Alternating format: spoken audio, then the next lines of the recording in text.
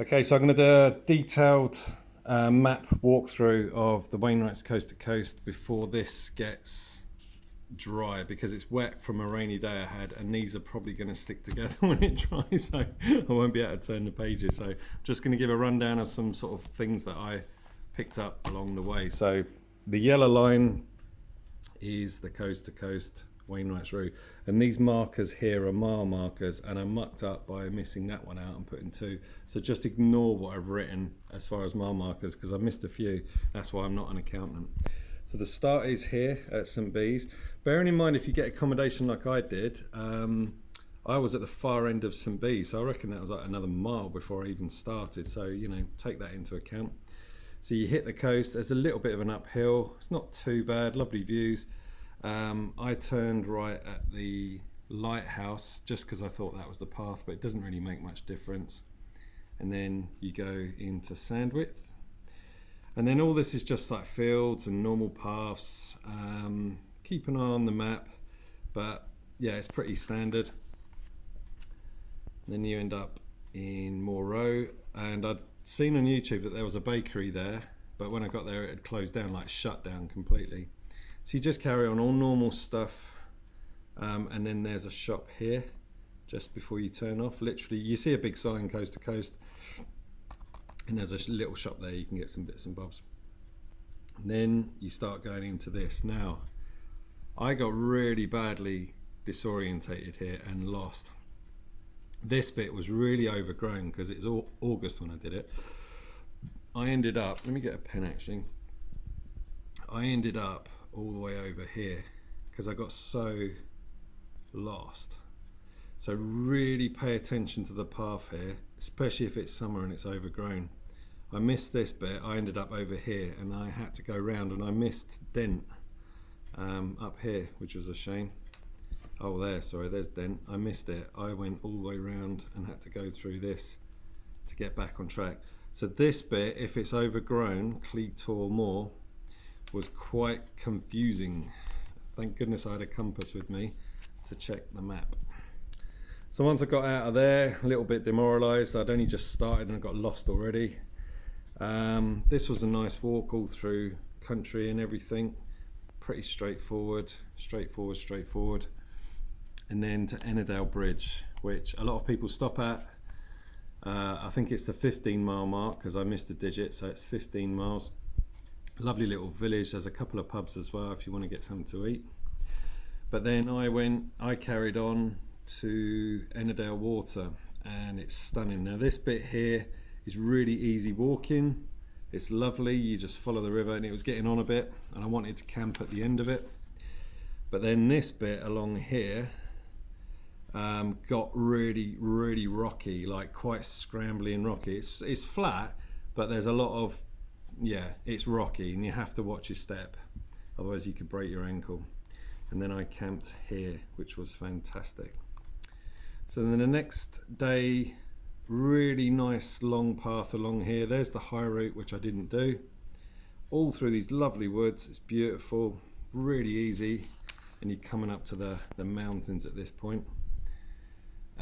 And along here is, somewhere along here is a youth hostel, I think back here. So you can stay there. There's a youth hostel as well.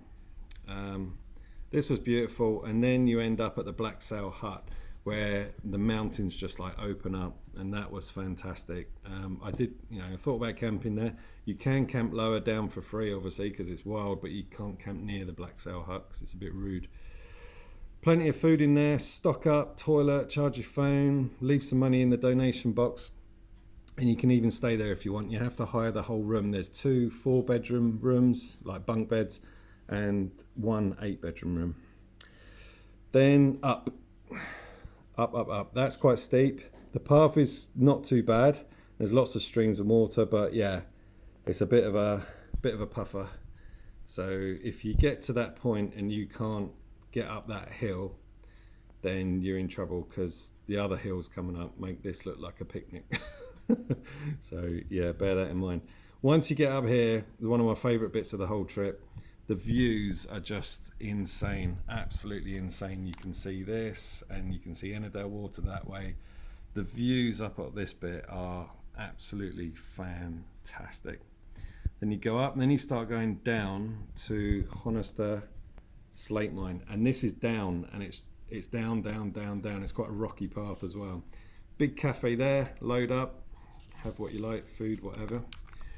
And then this, down, down, down, down, down, down, down, down. And that burnt my legs out, it really did. It was just downhill for miles. Oh, got to Rosswaite, there's a youth hostel there, it's like a nice pub, and there's pod type things or shepherd's huts. That's really nice, but it was too early, so I carried on. You have to come back on yourself, going along here past the campsite, and then it starts going up and up and up and up and up, and it's quite jaggedy, rocky path. It's quite scrambly, and it goes up and up and up. There's loads of water, so if you've got a water filter system, you'll be fine for water, but this got steep, really steep. Up, up, up, up, up, and I stopped about here, just before the split of the path, so I camped here, and the views were insane. It was beautiful. It was a little bit boggy up here actually at this bit, even though it was really dry weather, it was still boggy. So if it's been raining recently, bear that in mind, that's going to be boggy. Now this bit here, this is the next day. I want to talk about this because this mucked me up and put me half a day behind. I seen that there was an alternative high route, okay, and I didn't want to take that. I just thought I'd stick to the low route, and I was camping about there, here, and I thought I was facing the high route. I wasn't. So let me get my pen ready. I thought I was looking at this, thinking it was this, because this went really high. Grasmere Common. So I thought, well, that must be the high route. It wasn't. That was the normal route. Along here, there's loads of paths through the grass. So I thought, well, that must be the low route. I found out later that they were sheep paths or whatever paths, but it wasn't the route I wanted. Maybe this one here. I ended up going downhill and ending up round about here somewhere, because I was looking at this tarn going, that doesn't look like the one I should be looking at. And I had to go all the way back up somewhere over here. I don't know where I ended up. I honestly don't know where I ended up. And I got so lost and I was in a mess. So this path I completely missed. And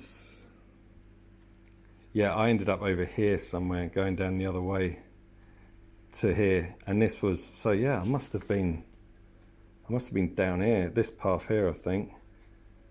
But I completely missed it. I was the other, yeah, it was this path. I ended up on here, the other side of this. It's beautiful, but this was downhill, jagged, rocky, ankle breaker stuff. And it took me, what I thought was going to take me 2 hours, took me 5 hours. So, and then I ended up getting into Grasmere, sort of downhill from here. And it was hot at this point. So if you get to this point, really, really pay attention. It's the one straight opposite that looks steep. That's the one you want. So do not make the same mistake I did. Walked into Grasmere, so that was like another half a mile or something, and just chilled out. I was really burnt, like burning with the sun, hot, bothered, dehydrated, everything, not good.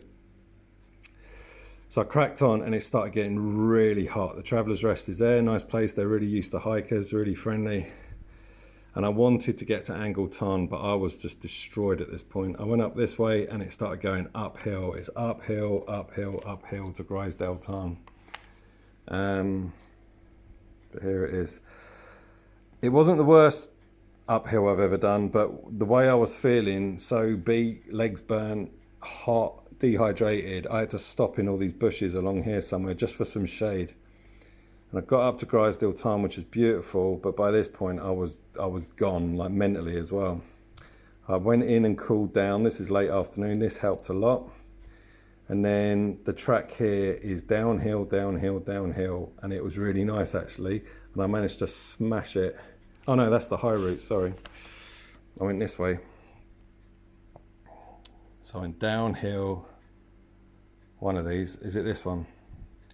And this was quite easy actually. I managed to really catch up, and I'd cooled down by this point. The sun was going down, and downhill, downhill. I got to Patterdale, there was no wild camping, there was a big pub there and they wouldn't let me camp in the garden, but there was one further down with a shepherd's hut, which is about here. There's a hostel there too, I noticed, but that was booked out for some big party. Yeah, that's where I got the shepherd's hut. So this stretch, downhill, nice and easy. It's a shame because I wasn't far from Angle Tarn, but I was done by this point and it was late. So you cross over Angle Tarn, going up to Angle Tarn and Kidsty Pike. It's quite steep, not too bad. I went early in the morning. I didn't find it too difficult. Quite straightforward. And then you get to Angle Tarn, which is beautiful. So I could have camped there if I'd known how close it was, but I was just done by this day. Going up and up and up, but it sort of flattens out quite a lot, so it's quite steady. The views up here, beautiful. Then make sure you don't miss this point heading towards Kidsty Pike. It's easy to miss, so just backtrack, follow the map. This one I started going up a little bit and then turned around and thought, wait, and I chatted to this Canadian guy who had a good GPS, and he went, yeah, it's this way. Kidsty Pike, amazing, absolutely amazing. The views, incredible, absolutely incredible. Now this is called the tough step, apparently, or it's, no, I've put tough steep because I'd seen it on YouTube. So you start going downhill at this point, it starts getting a bit rocky, but compared to some of the other paths earlier on, or especially the one that I got lost on, this was nothing. This was fine, absolutely fine. If it was wet, you'd be slipping a bit. You get to Haweswater, and this bit's a little bit rocky, but it's flat. Beautiful, beautiful reservoir. It's very long, this. And then you end up in shade with the trees, which was a lifesaver. If it wasn't for these trees, I would have had to have stopped at this point because it was just getting crazy hot again. So yeah, quite long, quite long, quite long, quite long. You get to this little village and there's an honesty box there, just with some Capri Sun and water, just like a freezer box. This was quite straightforward, just through some normal paths and everything, heading towards Shap. Just normal fields, paths, bridges, and then you get to Shap Abbey. By this point the sun started getting me again. I started to feel a bit whoa. And then you get to Shap, which is pretty big, and as soon as you walk in I saw a chip shop and it was amazing. There's a pub here which the other guys who were ex-army stayed at, but the garden was very small and I didn't like the look of it and it was packed already. I walked all the way down, and opposite the Greyhound is a farm which I've put on the videos, and that was great. £6 to camp on the farm, and there was tons and tons of land and there was toilets, so that was fine. In the morning I had to go all the way back up because I wanted to go to the cafe. It was closed, but there was a shop up here, so I had to sort of walk all the way along back up here, load up at the co-op. It doesn't look like a co-op, but it is, and they do hot like sausage rolls and stuff like that, and that was good. It was hot, very hot this day, so I started walking here, very straightforward, over the bridge, straightforward. I wanted to get to, I think, Kidsty Pike at this point. Straightforward. It was quite barren at this point. There's not much water sources. Past Robin Hood's grave, which you can't see, I don't know where that is. A little bit rolling hills, but quite straightforward. And then I got down to Orton. Where's that? Or I've already done. Oh yeah, back on the previous page. Down.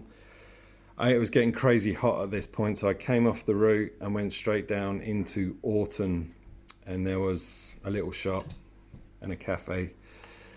And by this point I'd been warned not to carry on because it was just too hot, crazy hot. And I was told that along here there was a farm with a campsite. This was at about 2 in the afternoon, and the campsite was about here. New house, just before Risebeck. Now I really looked at this, I studied this hard. It was crazy hot, and someone said there's no water. Now all of this, another 10 or so miles, it was just open, exposed, and there was no water sources at all. And people said the few little streams were completely dried up. And it was so hot, it was unbearable. So I called it here, and I stayed here from the afternoon just in a barn, and that was £6 to stay in there. And there was a shower as well. So it's just a little farmhouse, but you see a camp sign outside, but it was off the track.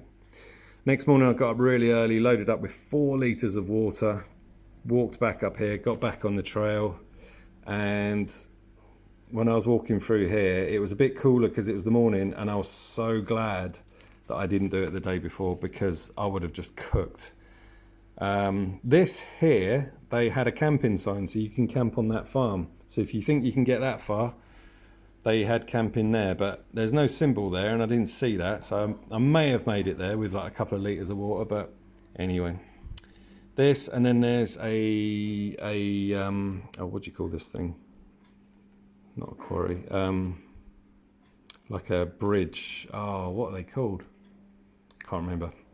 I went the wrong way, went along this way a little bit, and then I had to come back, and then you go over the bridge and back, and this is all quite straight, easy, nice and easy through fields, pretty straightforward, straight into Kirkby Stephen. Now I wanted to end up here the day before because I'd seen on YouTube that it's a really nice campsite there, but I couldn't do it because of the heat. Kirkby Stephen's got everything you could possibly want in there. There's a big co-op at the far end up this end.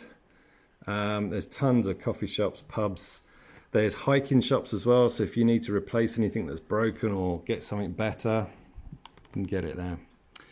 Right, so leaving Kirkby Stephen up to the 9 standards, pretty straightforward, and then it starts going uphill, uphill, uphill, uphill, and it just does not stop. From over here, you can see the 9 standards. You can see it from before, actually. You can see them in the distance, and you think, oh, I must be getting closer, and it's like somebody moves them. They just don't... they never get any closer. When you get to this point, there's lots of different routes. So I followed the thing and ended up going on the August to November route. The 9 standards of before, sorry. So that's quite, I think that's the halfway point. Ignore that 86, I've got that wrong. So there's the 9 standards. Great views up there. And I chilled out there in the shade for a bit. And then you go down here and there's different routes. I took the blue route, which is according to the time. If this was wet or normal British weather, this would have been a bog fest all the way. And I was completely on my own in the middle of nowhere. It was a little bit like, whoa. But there was a few boggy bits, but as it's been so dry, it was okay. Then you get down here, and here there's a farm again that allows camping, but it didn't look like it had any facilities. So there's a campsite there and a big farm. This is quite straightforward, nice and easy path. And then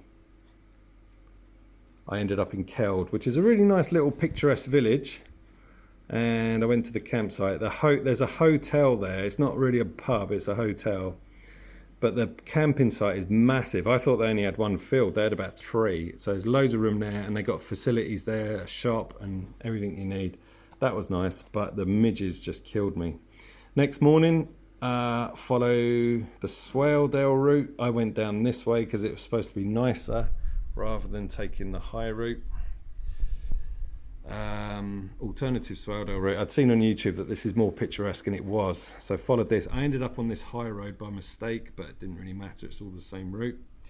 And you come through some little villages, which are very nice, but I was quite early, so everything was shut. Like the cafe, Gunnerside was beautiful, but the cafe was shut. She said another half an hour, but I didn't want to hang around. But it was very nice, and I got some water off an old lady who was sitting in her front garden. But there's a river there as well, so you can top up if you've got a water filter. Then all the way along here, quite straightforward, a few high bits, sort of rolling high bits. And then heading into Reeth, so I can't remember which one I was on. This one, I think. So it's a bit rolling here, but it's nice. There's lots of nice little buildings. And then Reeth is lovely. It's got everything you could want there. About 3 big pubs. I had a massive carvery. I saw a carvery on the go, so I had that. And there's a couple of shops. Plus there's a campsite there as well. Ignore that. It's probably over 100 miles by this point. But Reeth is a big town and got everything you need. I cracked on. It was getting hot again. Really, really hot. Pretty straightforward path, just through fields and stuff. I met these lovely lot from Switzerland.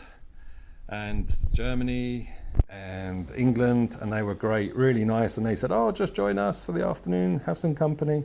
So I followed them. It was really nice just chatting and getting to know them, picking blackberries. And just followed them. And it started getting a little bit uphill, but you know, considering some of the stuff that you've done before, it wasn't too bad. But yeah, there was some uphill bits all the way through some lovely trees and rolling fields. Straightforward, all the way into Richmond, which is lovely. And I got a hotel here. I wanted to treat myself. And Richmond's got everything you could possibly want, shop-wise, pub-wise, restaurant-wise. I had an Indian meal, actually, the Indian restaurant right in the square. It's fantastic, really, really good. I can't remember the name of it, but you'll see it. It's fantastic. Unfortunately, the fire alarm went off at 5 o'clock in the morning in the hotel and everyone was evacuated. So that was a bit of a bummer. Defeated the object of me having a good rest. Anyway, next morning, out you go. I left quite early because the fire alarm had got me up anyway. This bit, I made a note here before, flat for 20 odd miles, and it is. This bit's nice, going through some rivers and stuff. It's okay, just pretty straightforward paths, nothing. Yeah, it's literally just flat all the way. Apparently there's snacks in the church if you want. Just starts going through fields. Really straightforward, flat. You can really steam it here and get some miles in. Flat. Then you end up at Danby Whisk. There's a pub there. It was closed by the time I got there. I think it opens at 4. And I think they tolerate campers as well in the garden.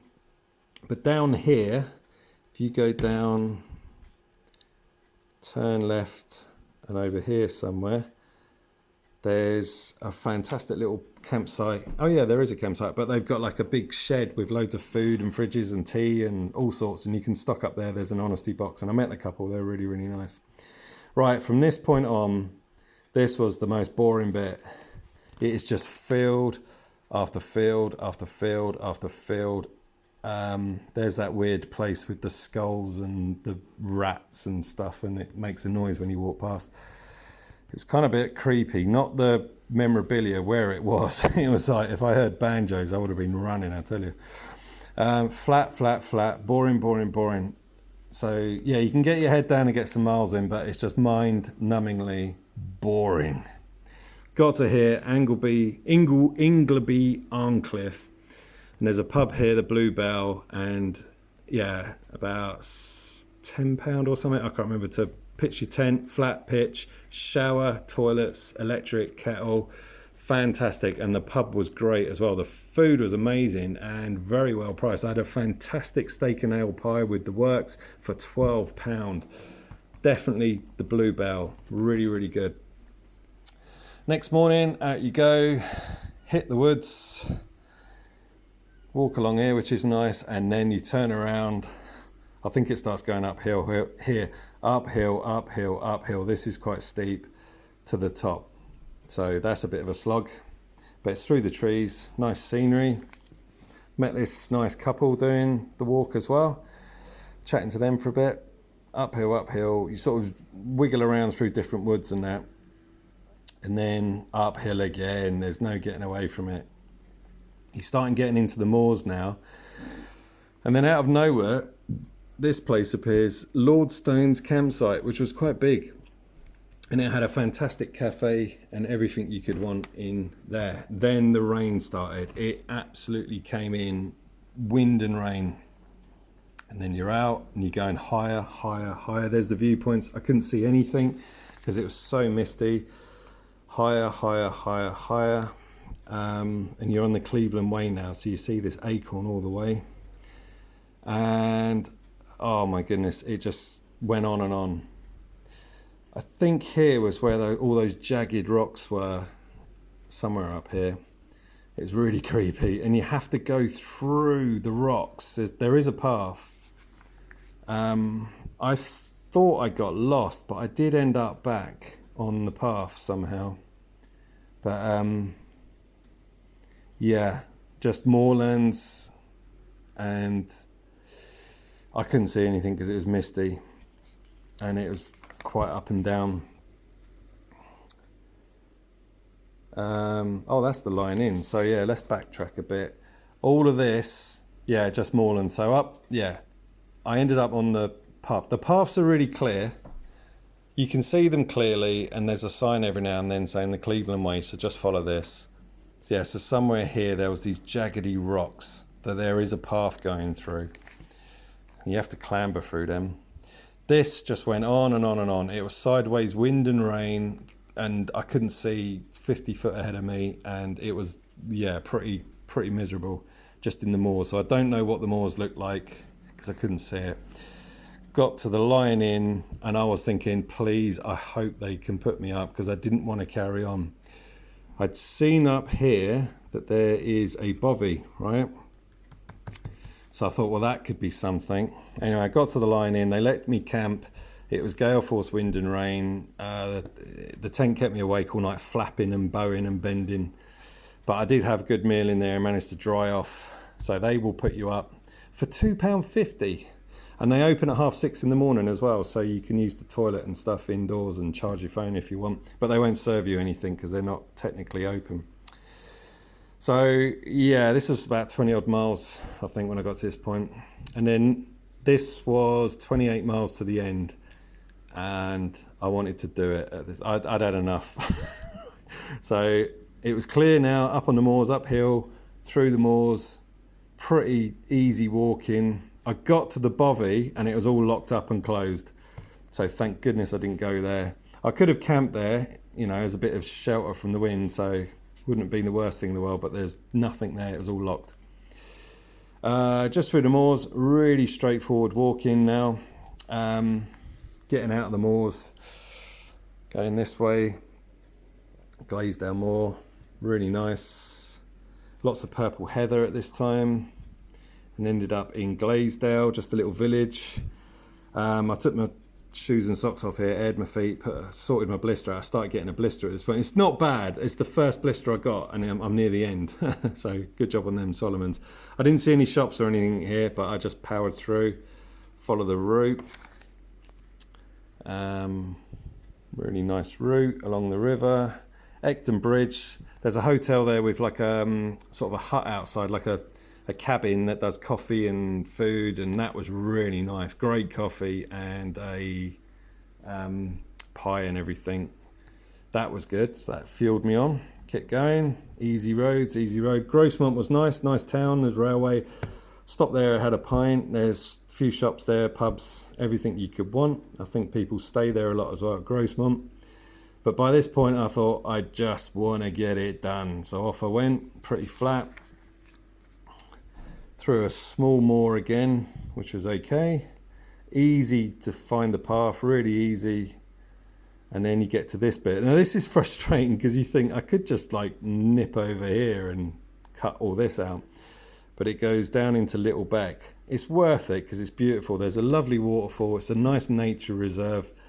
And down at the bottom here, there's a little sort of shack thing by some like a shop.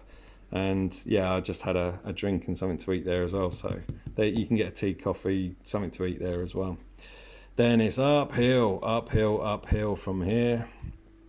And then you're on pretty straightforward paths. At this point, I could smell the end. There's the end. And then you get to here. And when you get to here, it's quite tempting to nip over and just cut across. So I don't know why Wainwright went this way, but I stuck true to the path. And you're just going over fields, Hawkster. At this point I could have cut off to Whitby, but I thought, no, I've come this far. And you're sort of thinking, where am I at this point? But then you end up at a holiday park, so you go through the caravans, right through, and then you hit the coastal path.